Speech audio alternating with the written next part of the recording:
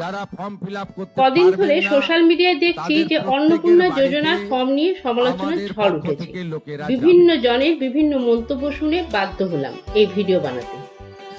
আরে বিরোধী পক্ষ তো বলবেই, কিন্তু আম জনতাও ওদের ফাঁদে পা দিয়ে বিভিন্ন মন্তব্য করছে। আমি আম জনতার উদ্দেশ্যে বলছি যে আপনারা কি অন্নপূর্ণা যোজনার ফর্ম দেখেছেন? ফর্মের উপরে কি লেখা আছে? অন্নপূর্ণা যোজনা, তার পাশে লেখা আছে পারিবারিক তথ্য সংগ্রহের ফর্ম। পারিবারিক তথ্য সংগ্রহের সাথে অন্নপূর্ণা যোজনার ফর্ম যুক্ত করে এই ফর্ম তৈরি করা হয়েছে। এরপর আপনাদের মনে প্রশ্ন জাগবে যে পারিবারিক তথ্য সংগ্রহের সাথে অন্নপূর্ণা যোজনার কি সম্পর্ক? উত্তরটা খুব সহজ এবং সরল। সরকারের উদ্দেশ্য শুধু অন্নপূর্ণা যোজনাই নয়, সব ধরনের সরকারি সুবিধা যাতে সঠিক মানুষের কাছে পৌঁছয়। আপনারা নিশ্চয়ই চাইবেন না যে যাদের আয় এবং সম্পত্তি যথেষ্ট পরিমাণে আছে তারাও এই সুবিধা ভোগ করুক। এবার আসছি মূল পর্বে। আপনাদের কথা অনুযায়ী এই 12 পাতার কঠিন ফর্ম কিভাবে সহজেই পূরণ করা যায় সেটা এখন দেখব। ফর্মের প্রথমে পরিবারের প্রধানের নাম লিখতে বলেছে। সে আপনার বাবা হোক, স্বামী হোক, শ্বশুর হোক, আর যদি কেউ না থাকে নিজের নাম প্রধান হিসেবে লিখতে পারবেন। তবে যারই নাম লিখুন আধার কার্ডের সাথে ফোন নাম্বারের লিঙ্ক থাকতে হবে এবং নামটা আধার কার্ড অনুযায়ী লিখতে হবে। এরপরে আসছি জন্ম তারিখে। প্রধানের জন্ম তারিখ আধার কার্ড অনুযায়ী দিন, মাস, বছর লিখতে হবে। এরপর পরিবারের প্রধান পুরুষ না স্ত্রী সেটা বলে দিতে হবে টিকমার্ক দিয়ে। এরপর পরিবারের প্রধানের আধার কার্ড নাম্বারটা লিখবেন। যদি আপনার পরিবারের ডিজিটাল রেশন কার্ড আছে তাহলে পারিবারিক আইডি নাম্বারটা এখানে লাগবে। গুগল সার্চে গিয়ে টাইপ করবেন রেশন কার্ড, এরপর প্রথম সাইড ক্লিক করবেন, তাহলে একটা পেজ খুলবে। সেই পেজের লাস্টে রেশন কার্ড ভেরিফিকেশন বলে অপশান থাকবে, সেটাতে ক্লিক করলে একটা পেজ খুলবে। সেখানে আপনার রেশন কার্ডের নাম্বার দিয়ে সার্চ ক্লিক করলেই রেশন কার্ডের ডিটেলের সাথে পারিবারিক আইডি নাম্বার পেয়ে যাবেন। এবার 6 নম্বরে আসছে পরিবারের সদস্য সংখ্যা। পরিবারের সদস্য সংখ্যা মানে একই রান্নাঘরে যতজন পরিবারের সদস্যের রান্না হয় সেই সংখ্যাটি লিখতে হবে। 7 নম্বরে আছে ঠিকানা। পরিবার প্রধানের যে ঠিকানাটা আধার কার্ডে লেখা আছে সেই আধার কার্ডের ঠিকানাটাই এখানে লিখতে হবে। 8 নাম্বার আছে মোবাইল নাম্বার, অর্থাৎ যোগাযোগ নাম্বার। যোগাযোগ নাম্বার হচ্ছে পরিবারের প্রধানের মোবাইল নাম্বারটা বসাতে হবে, যেটা আধার কার্ডের সঙ্গে লিঙ্ক করা আছে সেই নাম্বারটি এখানে লিখতে হবে। এ তো গেল পরিবারের প্রধানের বিবরণ। এরপরে আপনি যে পরিবারের সদস্য সংখ্যা লিখেছেন তাদের বিবরণ এবার দিতে হবে। ধরুন পরিবারের সদস্য সংখ্যা 4, শাশুড়ি, স্বামী, ওয়াইফ, তাদের একটি ছেলে। প্রথমে পরিবারের প্রধানের নাম লিখবেন যেটা উপরে লিখেছেন। ধরুন সদস্য 1-এ ওয়াইফের নাম লিখছেন, আধার কার্ড অনুযায়ী নাম লিখুন। এরপর নিচে আছে জন্ম তারিখ লিখুন। তারপর সে নিশ্চয়ই মহিলা, যেহেতু ওয়াইফ, তার পরিবারের প্রধানের সঙ্গে তার সম্পর্ক সেটা ওয়াইফ বলে লিখে দিতে হবে। তারপর তার আধার নাম্বারটি বসাতে হবে, মানে ওয়াইফের আধার কার্ড নাম্বারটি লিখুন। এইভাবে সদস্য 2-এর শাশুড়ির নাম, তারপর ছেলের নাম, এইভাবে যজনের সদস্য বলেছেন প্রত্যেকের নাম এইভাবে বসাতে হবে। এরপর আসুন ফর্মের ডান দিকে, যেখানে অন্নপূর্ণা যোজনায় অ্যাপ্লাইয়ের জন্য যারা উপযুক্ত সেই সদস্যের পাশে হ্যাঁতে টিক করুন। নিশ্চয়ই আপনার স্বামী কিংবা ছেলে উপযুক্ত নয়, সেখানে কোনো টিক চিহ্ন দেওয়ার দরকার নেই। এমনকি আপনার শাশুড়িও যদি এই অন্নপূর্ণা যোজনার জন্য উপযুক্ত নয় তাহলে সেখানেও টিক চিহ্ন দেবার দরকার নেই। একটা কথা মনে রাখবেন, আপনি ফর্মে যে সদস্য নাম্বারে যে সদস্যের নাম লিখেছেন গোটা ফর্মে সেটাই মেনটেন করবেন। ধরুন 1 নাম্বারে ওয়াইফের নাম লিখেছেন, গোটা ফর্মের 1 নাম্বার মানেই ওয়াইফের নাম বলে বিবেচিত হবে। এবার 10 নম্বরে পরিবারের প্রধান এবং পরিবারের সমস্ত প্রাপ্তবয়স্ক সদস্যদের ব্যাংক ডিটেলস। দেখুন পাশেই ব্র্যাকেটে লেখা আছে নগদ অর্থ স্থানান্তরের জন্য, অর্থাৎ অন্নপূর্ণা যোজনার টাকা যে অ্যাকাউন্টে ঢুকবে তার বিবরণের জন্য। প্রথমে যিনি অন্নপূর্ণা যোজনার জন্য উপযুক্ত তার আইএফসি কোড শুদ্ধ ব্যাংক অ্যাকাউন্ট নাম্বারটা দিতে হবে এবং সেটি যেন ডিভিডি লিঙ্ক করা হয়ে থাকে। এছাড়াও যে সকল সদস্য সরকারি অন্যান্য সুবিধা পান তারও ব্যাংক অ্যাকাউন্ট ডিটেলস দিতে হবে এবং সেটাও ডিবিডি লিঙ্ক থাকতে হবে। দেখুন, পরিবার প্রধানের ব্যাংক অ্যাকাউন্ট ডিটেলস দিতে হবে। তার নিচে সদস্য নাম্বার 1, সদস্য নাম্বারে 1-এতে আপনি ওয়াইফের নাম লিখেছেন, তাহলে ওয়াইফের ব্যাংক ডিটেলসটা দিতে হবে। এরপর ভোটার কার্ডের এপিক নাম্বার, পরিবারের প্রধানের ভোটার কার্ডের এপিক নাম্বার, বিধানসভা ক্ষেত্রের নাম এবং অংশ নাম্বার বসাতে হবে।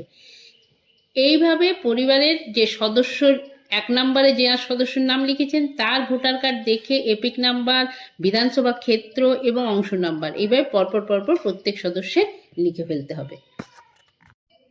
এরপর 12 নম্বরে আসছে বিভাগ, অর্থাৎ আপনি কোন বিভাগে পড়ছেন, মানে অসংরক্ষিত, তপশিলি জাতি, উপজাতি, এই বিভাগগুলি। এগুলি যদি তপশিলি জাতি উপজাতি যদি না হন তাহলে অসংরক্ষিততে একটা টিক চিহ্ন দিতে হবে।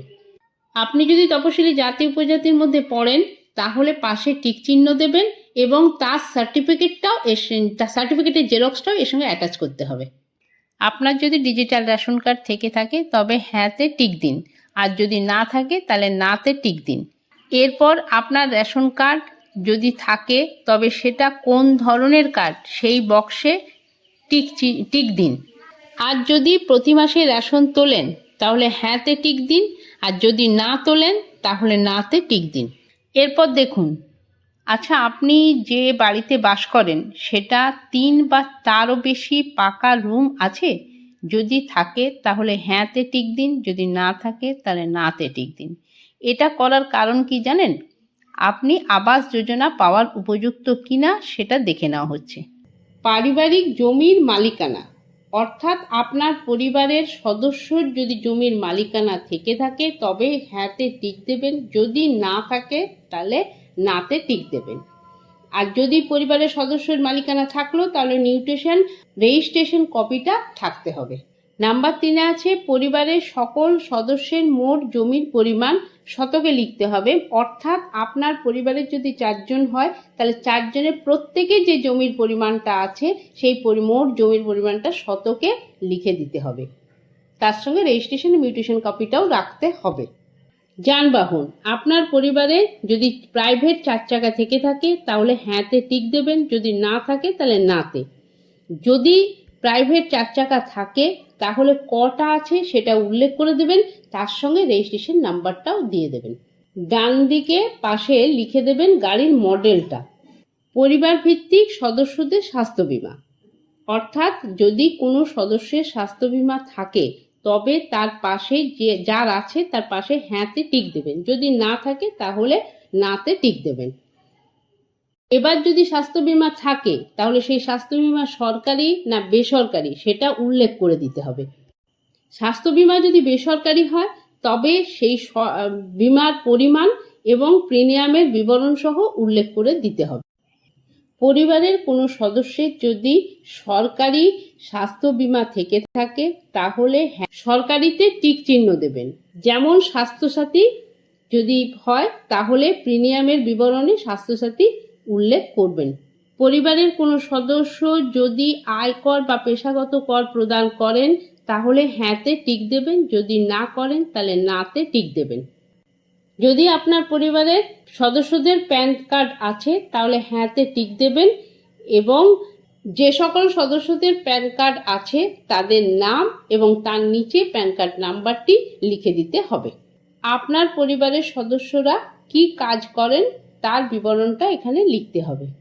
পরিবারের প্রধান অর্থাৎ আপনার স্বামী কিসে কাজ করেন, সরকারি ক্ষেত্রে না বেসরকারি ক্ষেত্রে, পরিযায়ী শ্রমিক না বেকার বা অন্যান্য, তার পাশে টিক দিতে হবে। আপনার পরিবারের আর সমস্ত যে সকল সদস্য কর্মরত আছেন তাদের পাশে এই একইভাবে টিক চিহ্নটি দিতে হবে। পরিবারের কোনো সদস্য যেখানে কাজ করেন সেখানকার কোনো নথি থাকলে সেটাও দিতে হবে। আপনার পরিবারের প্রাপ্তবয়স্ক সদস্যদের মধ্যে কতজন শিক্ষিত কতজন অশিক্ষিত সেটা উল্লেখ করে দিতে হবে। ধরুন আপনার পরিবারে স্বামী এবং স্ত্রী দুজনে শিক্ষিত আর শাশুড়ি অশিক্ষিত, তাহলে শিক্ষিতর জায়গায় 2 লিখবেন আর অশিক্ষিতর জায়গায় 1 লিখবেন। এখানে আপনার পরিবারের প্রধান হলেন আপনার স্বামী, তিনি শিক্ষিত, তাহলে শিক্ষিতর জায়গায় টিক দিন। উনি ক্লাস 8 পাস না গ্র্যাজুয়েশন না হায়ার সেকেন্ডারি পাস সেটা উল্লেখ করে দেবেন। সদস্য 1-এ আপনার স্ত্রীর নাম উল্লেখ করা আছে, সেখানে তিনি যদি শিক্ষিত হন তাহলে শিক্ষিততে টিক দিয়ে দেবেন এবং তার পড়াশোনা কত দূর সেটাও মেনশন করে দেবেন। এরপর যিনি অশিক্ষিত আছেন অশিক্ষিতর জায়গায় টিক দেবেন। এবার শিক্ষিতদের শিক্ষাগত যোগ্যতার সার্টিফিকেটটা দিতে হবে। আপনার পরিবারের কোনো সদস্য যদি কোনো সাংবিধানিক পদে অর্থাৎ মন্ত্রী, সাংসদ, বিধায়ক, পৌর, পঞ্চায়েত এর থাকেন তাহলে হ্যাঁতে টিক দেবেন, যদি না থাকে তাহলে নাতে। ধরুন আপনার স্ত্রী পঞ্চায়েত প্রধান, তাহলে 1 নম্বরে আপনার স্ত্রীর নাম লিখেছেন, তাহলে এখানে সদস্য নাম্বারে 1 লিখে দেবেন। আপনার পরিবারের কোনো সদস্য যদি সরকারি পেনশন পেয়ে থাকেন তবে হ্যাঁতে হ্যাঁ, আর যদি না থাকেন তাহলে না লিখে দেবেন। যদি সরকারি পেনশন পান তাহলে যে সদস্য, ধরুন আপনার শাশুড়ি মা পেনশন পান, তাহলে ওখানে 4 নম্বরে আপনার শাশুড়ি মাকে লিখেছেন, এখানে সদস্য সংখ্যা 4 লিখে দিতে হবে। যদি আপনার পরিবারের কোনো সদস্য জিএসটি নাম্বার থেকে থাকে তবে হ্যাঁতে টিক দেবেন, আর যদি না থাকে তাহলে নাতে টিক দেবেন। যদি জিএসটি নাম্বার থাকে তাহলে জিএসটি নাম্বারটি বসাতে হবে। 8 নম্বরে আছে পরিবারের মোট বার্ষিক আয়, অর্থাৎ আপনি যে 4 জন সদস্যের কথা বলেছেন, যে 7 জন সদস্য যে ইনকামটা করে তার বার্ষিক আয়টা মানে 1 বছরের আয়টা টাকার অঙ্কে এখানে লিখে দিতে হবে। এরপর আসছে সিএ অর্থাৎ সিটিজেন অ্যামেন্ডমেন্ট অ্যাক্ট। আশা করি আপনাদের ভারতীয় নাগরিকত্ব আছে প্রত্যেক সদস্যের, যদি আছে তাহলে প্রযোজ্য নয় ওতে টিকমার্ক দিয়ে দেবেন। যদি আপনার পরিবারের কোনো সদস্য ভারতীয় নাগরিকত্বের জন্য আবেদন করে থাকে তবে প্রযোজ্য নয়, তার নিচেই দেখুন লেখা আছে হ্যাঁ, সেখানে টিক দেবেন এবং তার যে সার্টিফিকেট নাম্বারটা সেটা এখানে লিখে দেবেন। এইভাবে প্রতিটি সদস্যের পাশেই টিক চিহ্নটা দিয়ে দেবেন। এরপর আসছি ক্রেডিট কার্ডে। আপনি যদি কিষাণ ক্রেডিট কার্ড, এআরডি, শিল্পী ক্রেডিট কার্ড, মৎস্যজীবী ক্রেডিট কার্ড, শিক্ষার্থী ক্রেডিট কার্ড এবং অন্যান্য ক্রেডিট কার্ডের সুবিধা যদি পেয়ে থাকেন, এই ক্রেডিট কার্ডের সুবিধা যে সকল সদস্যরা পাচ্ছেন সেই সদস্যের পাশে ক্রেডিট কার্ডের নাম্বার, আইডি সংখ্যা, যে তারিখে ইস্যু করা হয়েছে সেইগুলো লিখে দিতে হবে। ডান দিকে এই ক্রেডিট কার্ড কে ইস্যু করেছে সেই কর্তৃপক্ষের বিবরণটা এখানে লিখতে হবে। যদি 2026 সালে এসআইআরে আপনার নাম উঠে থাকে তাহলে প্রযোজ্য নয়ের জায়গায় টিকমার্ক দেবেন। যদি এসআইআরের নাম না থাকে তবে মামলাটি ট্রাইব্যুনালে আছে কিনা, যদি থাকে তাহলে হ্যাঁতে টিক দেবেন এবং মামলার বিবরণটি লিখে দেবেন। এইভাবে প্রতিটি সদস্যের পাশেই টিক চিহ্ন দেবেন। এবার আপনার পরিবারের আপনার কোন শিশু কোন ক্লাসে পড়ে এবং কোন স্কুলে পড়ে তার বিবরণ লিখতে হবে। ধরুন ফর্মের উপরে সদস্যর জায়গায় আপনি 2টি সন্তান উল্লেখ করেছেন, সদস্য 4, সদস্য 5। এখানে সদস্য নাম্বারের জায়গায় 4 লিখবেন একটা শিশুর জন্য। এবার সেই শিশু নাম, কোন শ্রেণীতে পড়ে, কোন স্কুলে পড়ে সেটা লিখে দিতে হবে। আপনার শিশু কোন ধরনের স্কুলে পড়ে, সরকারি না সরকারি সাহায্যপ্রাপ্ত স্কুল না বেসরকারি স্কুল, স্বীকৃত মাদ্রাসা, অন্যান্য মাদ্রাসা বা অন্যান্য, এইগুলোর পাশে যেটা হবে তার পাশেই টিক চিহ্ন দেবেন। সেই রকম আপনার আরেকটি সন্তানের জন্য সদস্য নাম্বারের জায়গায় 5 লিখবেন এবং 4 নাম্বার শিশুর যেরকম লিখেছেন সেইগুলো ওর পাশে সেই রকমই আবার লিখে দেবেন। আপনার পরিবারে যদি কোনো শিশু সন্তান থাকে তার টিকাকরণ হয়েছে, যদি হয়ে থাকে তাহলে হ্যাঁতে টিক দেবেন, যদি না হয় তাহলে নাতে টিক দেবেন। যদি টিকাকরণ হয় তাহলে তার আইডিটা জানিয়ে দেবেন, আর যদি না হয় তা না হওয়ার কারণটা এখানে জানিয়ে দিতে হবে। আপনার পরিবারের কোনো সদস্য যদি ডিবিটি লিঙ্কের মাধ্যমে সরকারি প্রকল্পের সুবিধা পান তাহলে হ্যাঁতে টিক দেবেন, যদি না পান তাহলে নাতে টিক দেবেন। যদি পান তাহলে কোন প্রকল্পে পান সেই প্রকল্পের নামটা বলে দিতে হবে, অর্থাৎ বিধবা ভাতা না বার্ধক্য ভাতা না লক্ষ্মী ভাণ্ডার সেটা উল্লেখ করে দিতে হবে। আপনার ফর্ম ফিল আপ কমপ্লিট হয়ে গেল। আপনি উপরে সব সত্যি জানিয়েছেন, তাহলে সম্মত জায়গায় টিকমার্ক দেবেন এবং নিচে নিজের স্বাক্ষর করবেন বা সই করে দেবেন। আর তা না হলে টিপসই দেবেন।